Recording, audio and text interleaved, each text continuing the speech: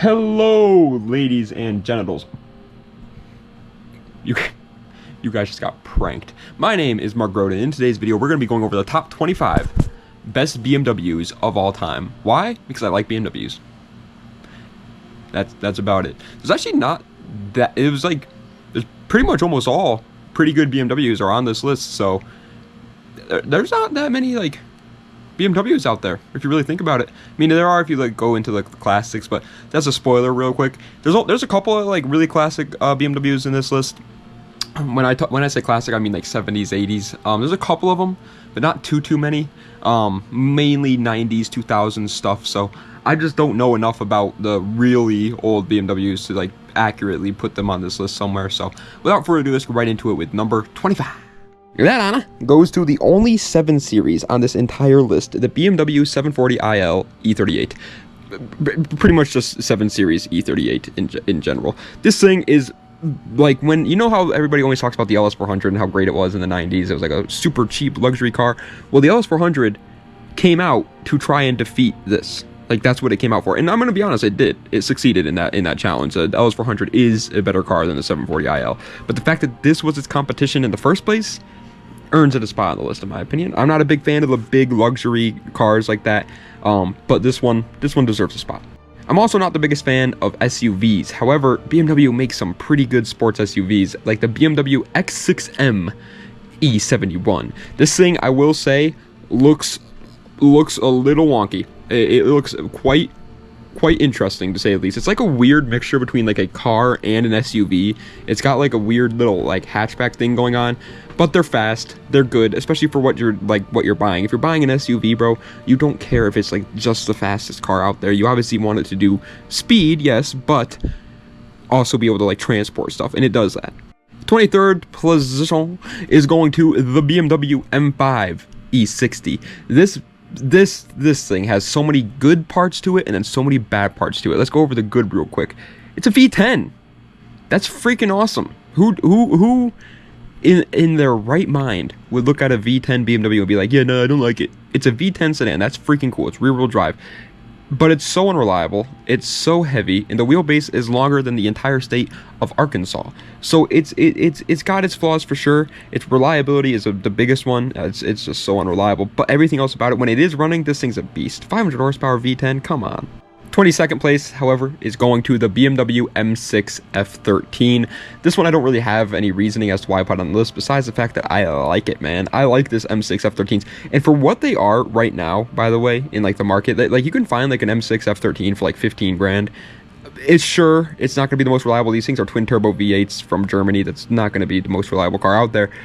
But it's a freaking beautiful car, dude. See one of these things in real life, they look like absolute, just like, they look like modern. Well, they pretty much are modern, but they look like a 2024 like luxury car. It's crazy. 21st place is going to the BMW M3 F80. The F80 M3 is a very divisive M3 because it's, on one hand, it's really good. It's got a really reliable engine, makes decent power, really good, actually just good power in general, handles really well, etc., etc. But on the other hand, it went away from the raw feeling of the M3. Like the M3 E92 had such a raw feeling. It had power steering instead of electric steering. It was the M3 F80 had electric steering, so it's so much more like easy to drive, and people just don't really like that. And I can understand where they're coming from, but it's still a really good car. 20th place is, I believe, the newest car on this list. Don't quote me on that. I could be wrong. I could be forgetting one, but I believe it's the newest. The BMW M2 G87. Dude, when this thing came out, I was one of those guys that was like, God, this thing is butt ugly. I thought it was a Minecraft car. I thought Steve from Minecraft was going to be driving this thing. But now that people have started to modify them a little bit, and so I can see them modified, I'm starting to see the vision. I will say I still don't think it looks as good as the F87 M2, but it's a good-looking car. And on top of that, it's an M2. They're going to be handling little monsters. They're the Miatas of the BMW world. Well, not really. There's more Miata-like BMWs out there, but these things are like A86s of the BMW world. 19th place is the only other SUV on this list, the BMW X3M F97. These things are just so much cooler, in my opinion, so I put them a lot higher than the X6Ms.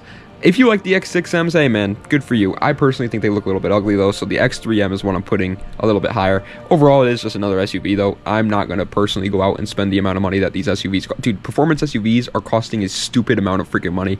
I'm not going to do that, but I get where the hype for these comes from. They're cool. 18th place is the Miata of the BMW world, the BMW Z4 E85.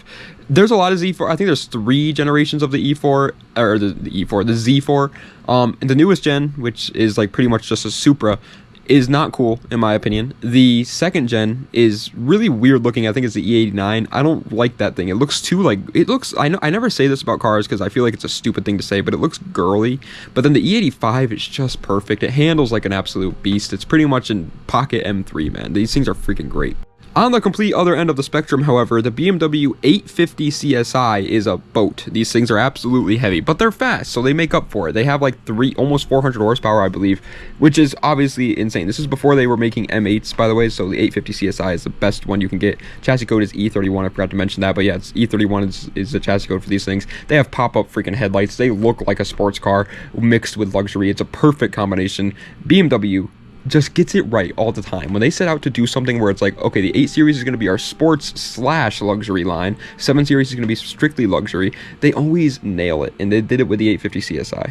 16th position is a true start of it all, the BMW M5 E28. Correct me if I'm wrong, but this is the first ever BMW M car besides, I believe, the M1. The M1 I think came out before this.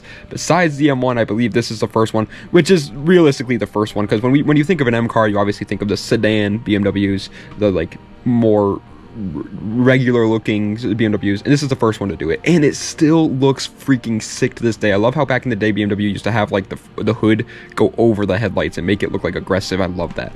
15th place might be one that people are like, what are you talking about, Mark? But it's the BMW M3 E92 or E90 or E91. Actually, I don't think they made it M3 E91 or E93. But either way, E9X M3s are obviously freaking sick cars. People want them all the time nowadays, but the reason why they're not higher is because they truly are just really unreliable. Like, I had a friend who bought an E92, and within 2 weeks it was on a trailer. He had to buy a new car to daily drive him to work and back because it was that unreliable. Like, these V8s, they just don't, they are freaking sick when they're running. Obviously, they sound insane. They make crazy power. These cars do have power steering, so it's more raw feeling, but its reliability, I can't put it that much higher.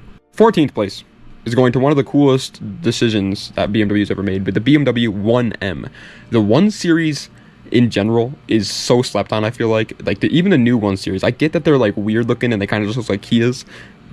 I get that, but like, they're tiny little sports cars, bro. You could drive these things at the speed of light and then take a 90-degree corner with it, and they'd be like, oh yeah, okay, I'll do that if you want me to. I mean, I got it. And the 1M is just that, but on steroids. It's the M2 before the M2. It's their pocket race car, and I love it. 13th, however, is a much more modern car, the BMW M5 F90. This thing is freaking ridiculously overhyped. I will say that right out of the gate. People say like the M5 Comp nowadays is like the best car money can buy. It's like, no man, it still has a lot of issues that you're going to want to address if you're trying to like buy a car. Like, it's not for everybody, obviously. It's a great car. It's at my number 13 spot. It's freaking insane. I think it's the fastest sedan in the world, if I'm not mistaken, which is obviously super freaking cool, but there are definitely some downsides to it. 12th place, however, does have a downside too, but the downside is small because the car itself is small. The BMW Z3, pretty much an E46. These things literally are, if you took a Miata and you just took the top off the okay, never mind, I should take that back. You take an E46, take the top off the E46, put a Z3 body on top of it. That's exactly what these cars are. They're freaking just lighter E46s. The fact that E46s are as popular as they are surprising when these things exist. Now, I will say I think the E46 is slightly better. We'll get into that in a second, but it is still so freaking cool, and I don't understand how people don't talk about these things as often. As a matter of fact, we'll get into it right away, because 11th place is the BMW M3 E46. Like I said before, it's pretty much the same thing as the Z3. So why do I put the E46 one spot higher? Why do I think the M3 E46 is one spot better than a Z3? Well, it's quite simple, really, practicality. That's about it. BMW M cars are really good at being practical daily drivers that you can also have a ton of fun driving around in. Obviously, you could take it to the track and then the next day you can bring it to work. That's what they're good at doing. The Z3 is a car that you really can't do that in. Is its performance slightly better than an M3 E46? Probably, but again, you're going to want the E46 over it, I believe. 10th place, and I know people are going to be like, that's not fair, it doesn't count. Why doesn't it count? It's a BMW. It's the BMW S1000 RR. It's their super bike. They have 2 generations of it now. I'm going to say something that's probably going to make the motorcycle crowd angry. I think the first generation S1000 RR is so much cooler because the way they have like the one circular headlight and then the other headlight, that is freaking awesome. The S1000 RR though is obviously a superly well-performing motorcycle. I don't have to. It's a 1000. It's a leader bike. Like, these things are freaking obviously stupidly quick. The new one is obviously quicker, better in performance than the older one is, but it's not by that much, man. You're still, I mean, most people don't know how to master a 1000cc anyways.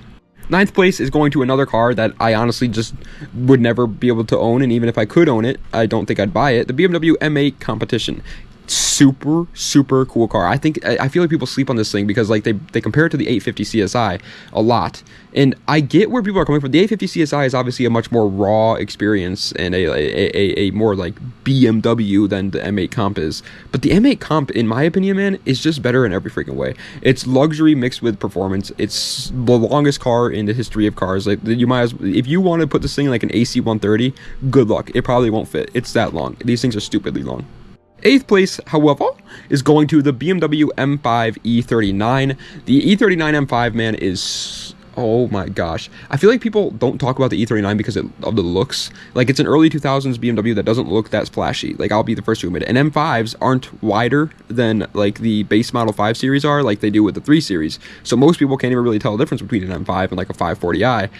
But I can.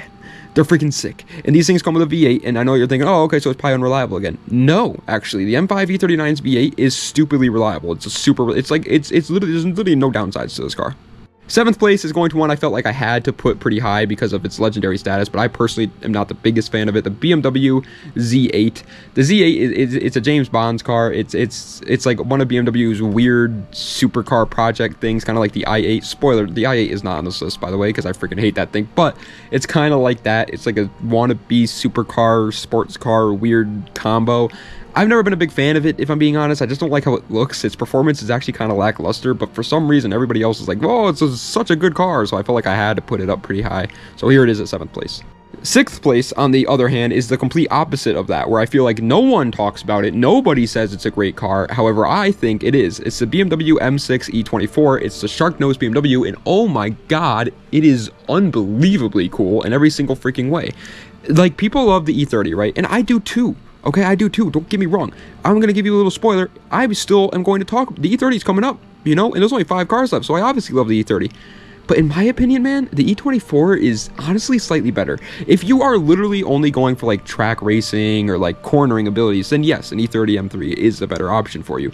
But I think an E24 would be a much more enjoyable car for me personally to own. 5th place, however, is going to one of the legends, one of the GOATs, the BMW M3 E36. I always commonly recommend buying an E36 as like a first car. Obviously not the M3, those are a lot of money now, but like something like a 328i or a 325i E36 as your like first car or just like a project car or something, because the E36 platform is absolutely insane. I will say its engine isn't like great or anything. It's not crazy. I mean, it is great. It's a good engine, but it's not like crazy. It's not like a 2J or a freaking B58 or something like that. It's just like it's a decent engine, but it really makes up for it in its performance, man, around like corners and stuff. These things are good. Do you know what? Here's the hot take of the video. 4th place is the BMW M2 F87. I think the F87 M2 is one of BMW's best cars ever made, period. I really do. I think they freaking nailed it with the F87 M2. Exactly what people wanted out of the 1M. And then they put it in the F87. It's pretty much, if you really think about it, it pretty much is just a more reliable, better handling, more power, and in my opinion, better looking with a nicer interior 1M. And that is exactly, like, the 1M was already a cool car, but this is exactly what we wanted. And it's not too like, not analog, it's not too like electronic either. It has some, it does feel a little bit raw, or so I've been told. I haven't driven one, but I've been told it does feel still like a little bit raw, like a real BMW does, which is awesome. Third place, however, is going to a BMW race car, because BMW's race car history is obviously insane. The BMW 3.0 CSL, this was like, dude, I get that people love the M1 Pro car.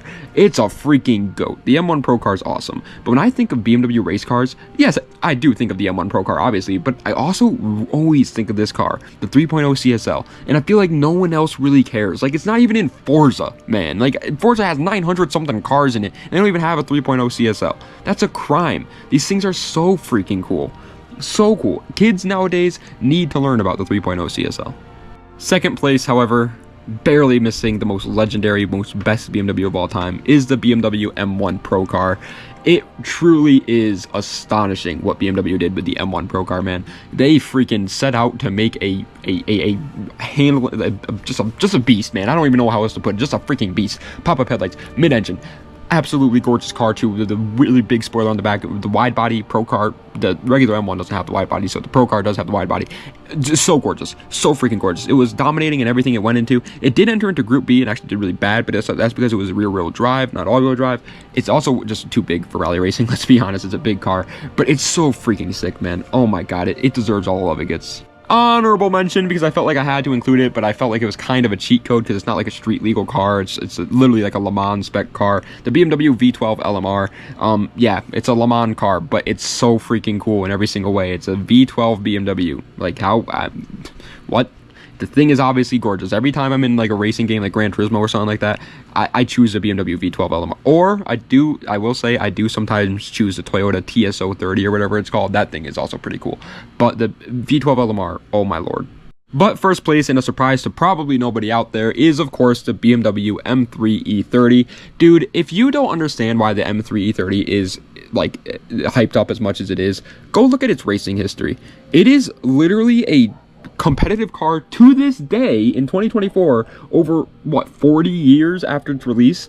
40 years after its release, it is still to this day competitive in almost every single kind of racing. Rally racing, circuit racing, drag racing. You could swap the motor if you wanted to, and it's a lightweight car, so you could drag race it, I guess. But drifting is competitive. Like, it's competitive in everything, and it still looks good too. Now, I will say one thing about the E30 that I feel like everybody kind of just glosses over is apparently back when they actually built this thing, the build quality is actually really bad. So I just want to put that out there. Like, it's not a good daily or anything like that, but who's dailying an M3 E30 anyways? But ladies and gentlemen, that's the end of today's video of the top 25 best BMWs of all time. I hope you guys enjoyed. If you did, please be sure to like, comment, and subscribe to the channel for more content just like this. Obviously, there are going to be a couple BMWs here that I missed. Uh-oh, hold on one second. Oh, wait, uh-oh. There we go. Obviously, there are going to be a couple BMWs that I missed. I can't name literally all of them. Like, for instance, I was just thinking about one too. Actually, I just had it right there on the. Oh, the 2002 Turbo. Like, the 2002 Turbo didn't make the list, and obviously that's a super popular BMW car. So why didn't I put it on the list? I do love the 2002 Turbo. There's a guy that works with my dad who has a 2002, and dude, every time I see that thing, it's freaking gorgeous. I love it. It's a great car. I don't know, man. It's just like when I think of BMWs and I think of the 2002 Turbo, it just doesn't really do it for me personally. Like, I really don't get that excited. I don't know why. Like, obviously, again, yeah, when I see them in real life, yeah, I'm gonna stop and stare. They're freaking gorgeous cars. But like, I just don't see the hype. It's kind of like the A86. Like, the A86 gets a ton of praise in the JDM world. Obviously, everybody loves the A86. But I personally, every time I think about it, I'm just like, it's all right. Like, it's just one of those things, man. I don't know. But yeah, there are going to be a couple other ones that obviously I missed as well, in your opinion. But I hope you guys enjoyed either way. If you did, like, comment, subscribe, das vidania, and have a nice night.